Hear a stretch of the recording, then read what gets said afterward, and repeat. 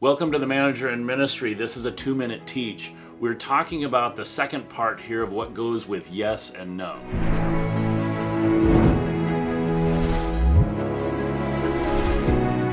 If we get to say yes, here's what we need to think about. Make sure you're sticking with your priorities. Make sure that you're not just saying yes to an emotional thing that you want to happen. That goes with your no's too. Make sure that your no is not just because of who's asking you the question. That person always gets no, that person always gets yes. That doesn't work. When you start playing favorites like that, then they just know who to send to ask the question. You need to say yes and no based on the priority, based upon a philosophy of ministry that you have. So that means when you're saying yes or no, you should be able to explain it.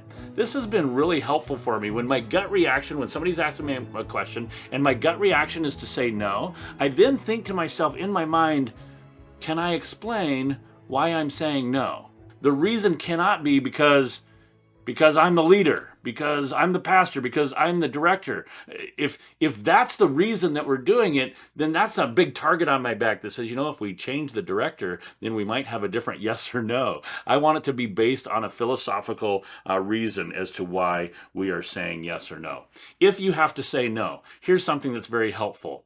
Is this no always, or when could this no possibly become a yes? And every now and then I have to do what we call a one-time no with many yeses, or a one-time yes with many no's. I'm making an exception here. I'm saying yes this one time, but in the rest of the time it's going to be no. You just have to let a person know clearly that that's what it is. Lastly, if you have to say no, be compassionate. Recognize that you'd like to say yes. You'd like to maybe spend that money. You'd like to be able to do those things.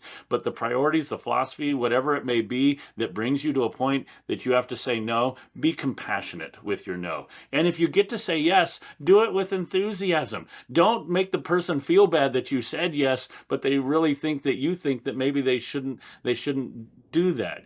Be enthusiastic about your yeses and compassionate with your no's. Ding, ding, ding, ding. He made it.